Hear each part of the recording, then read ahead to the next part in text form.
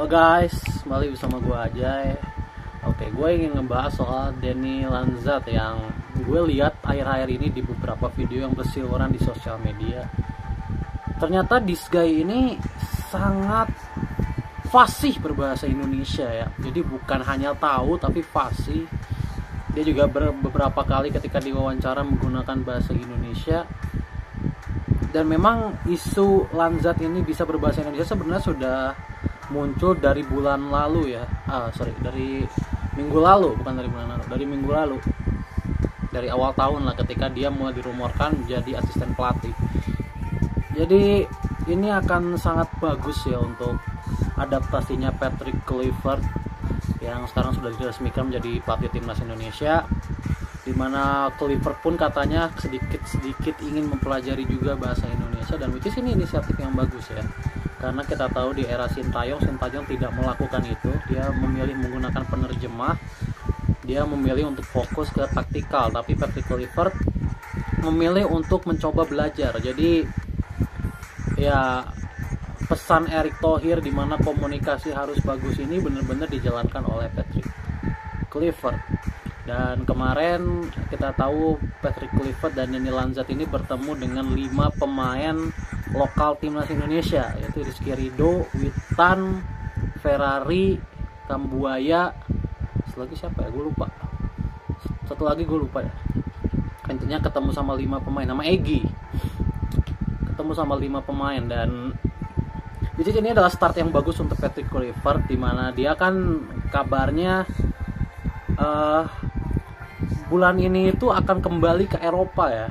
Jadi nggak akan lama di Indonesia, katanya dia akan kembali ke Eropa untuk melihat banyak pemain diaspora dan calon-calon pemain naturalisasi yang akan dilirik oleh timnas. Jadi lobby-lobbynya sekarang juga dilakukan oleh Patrick Kluivert, dan semoga ya dengan nama besarnya sebagai pemain, nama besar Kluivert sebagai pemain ini bisa menarik pemain-pemain grade A, terutama ya pemain-pemain naturalisasi grade A, supaya timnas di bulan Maret seenggaknya bisa melawan Australia. Karena kita tahu menghadapi Australia, Ragnar nggak bisa main, Hafner nggak bisa main. Jadi di posisi Ragnar ini katanya Romani akan datang, tapi kan Romani posisinya striker ya, jadi bukan sayap atau nomor 10 seperti Ragnar. Jadi memang masih butuh satu pemain lagi mungkin di situ ya. Jairo mungkin bisa jadi jawaban. Kemudian di posisi back, Michel Baker masih diusahakan. Jadi nanti di kiri Baker bisa main di kiri, Verdonk bisa main di center back. Jadi ini adalah opsi-opsi yang bisa ditawarkan di bulan Maret nanti. Dengan keberadaan Deni Lanzat ya, gue nggak tahu ya Deni Lanzat ini keluarganya tuh siapa gitu, yang mungkin ada keluarganya yang orang Indonesia asli ya. Gue dengar katanya dia dari Maluku, ada yang dari Maluku keluarganya. Jadi kurang lebih sama kayak Van Bronckhorst. Dan ini gue imagine aja ya, kita membayangkan gitu ya. Kita membayangkan kalau semisal pelatih utamanya adalah Giovanni Van Bronckhorst, bukan Patrick Kluivert. Ini gue rasa akan lebih dahsyat lagi ya, karena katanya Giovanni Van Bronckhorst juga sedikit bisa bahasa Indonesia, karena orang tuanya kan, papanya kan orang Maluku asli kan, Giovanni Van Bronckhorst. Bahkan papanya masih tinggal di Maluku sampai sekarang. Maluku apa Ambon ya? Oh, Maluku benar. Papanya kan masih tinggal di Maluku. Jadi koneksi Van Bronckhorst dengan Indonesia ini jauh lebih kuat sebenarnya dibanding dengan Patrick Kluivert. Patrick Kluivert kita tahu nggak ada turunan Indonesia sama sekali kan. Jadi koneksi Indonesia ini akan sangat kuat kalau Van Bronckhorst yang gabung ke posisi pelatih kepala timnas Indonesia. Jadi sebenarnya gue masih mengharapkan ya bahwa susunan pelatih ini nanti kedepannya mungkin kalau misalkan Patrick Kluivert gagal ya, Pak Erick Thohir harus mempertimbangkan sih untuk merekrut Giovanni Van Bronckhorst menggantikan Patrick Kluivert. Dan gue sebenarnya udah puas dengan asistennya. Alex Pastoor kita tahu dia adalah salah satu juru taktik terbaik di Belanda. Dia juga adalah podcaster terbaik di Belanda. Mungkin kalau di Indonesia itu mirip-mirip kayak Coach Justin ya. Jadi dia memang suka nge-break taktikal, dia juga suka berbicara dengan tokoh-tokoh berpengaruh di sepak bola. Dia juga bisa dibilang sangat cerdas dalam melatih. Dia membawa tim RST Eredivisie untuk naik ke Eredivisie beberapa kali, bukan cuma sekali ya. Jadi develop dia sebagai pelatih terutama untuk pemain-pemain diaspora ini akan sangat baik. Ditambah ya keuntungan lainnya adalah Alex Pastoor sudah mengenal beberapa pemain diaspora. Jadi pemain diaspora ini tidak perlu banyak beradaptasi dengan tim pelatih yang baru karena beberapa pemain sudah mengenal Alex Pastoor ini. Jadi adaptasi mungkin tidak akan berjalan terlalu lama.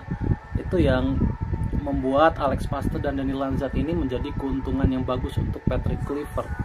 Karena kalau kita bicara track record Patrick Kluivert, kita tahu kita semua pesimis dengan Patrick Kluivert ya.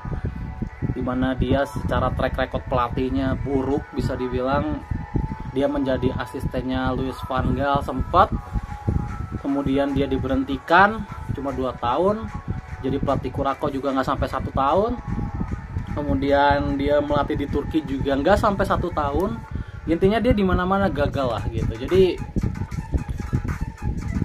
untuk gua cukup mengherankan ya kenapa Erick Thohir memilih Patrick Kluivert. Cukup mengherankan untuk gua. Karena kalau hanya mengandalkan nama besar, banyak sekali nama besar sepak bola yang bagus sebagai pemain. Contohnya Maradona ya. Tapi sangat gagal menjadi pelatih. Banyak sekali. Maradona, kemudian Laurent Blanc, kemudian Gerd Müller. Mungkin satu-satunya yang berhasil ya itu Johan Cruyff sih. Pencetus total football sekarang yang katanya akan dipakai Patrick Kluivert di timnas Indonesia. Pencetus total football sekarang Johan Cruyff ini adalah satu-satunya mungkin bisa dibilang pemain besar yang menjadi pelatih besar kemudian berimpact besar kepada dunia sepak bola. Dimana dia bukan hanya bisa dibilang bukan hanya melatih tapi juga membangun legacy untuk timnas Belanda. Kita tahu timnas Belanda setelah era Johan Cruyff ini terus-terusan berkembang. Ibaratnya total football yang dijalankan oleh Johan Cruyff itu membuat banyak lawan kewalahan gitu. Tapi sayangnya Belanda tidak pernah juara, selalu hanya mentok di final. Dan total football Johan Cruyff juga yang menjadi akar kehebatan Barcelona di era 2010-an. Kita tahu total footballnya ini kan diturunkan ke tiki taka. Total football ini kan artinya straight positif terus ke depan kan, tidak memikirkan pertahanan, dan itu diterjemahkan oleh Barcelona menjadi tiki taka, di mana mereka mengubah bisa dibilang long ball yang selalu jadi andalan Johan Cruyff menjadi passing umpan pendek. Semua itu berakar dari Johan Cruyff. Jadi we'll see ya, kita tunggu apakah Patrick Kluivert dan kawan-kawan juga bisa menerjemahkan total football dengan caranya sendiri ke timnas Indonesia. We'll see. Semoga dengan adaptasi yang sangat singkat, karena kita tahu Patrick Kluivert ini harus perform langsung tanpa proses. Jadi we'll see apakah adaptasi yang singkat ini bisa dilakukan oleh Patrick Kluivert dengan 2 asistennya yang punya privilege. Kita tunggu ya, kalau misalkan bulan Maret Patrick Kluivert tidak perform, ibaratnya kita gagal meraih 4 poin yang ditargetkan, ya memang ini pelatih katro gitu ya. Baik.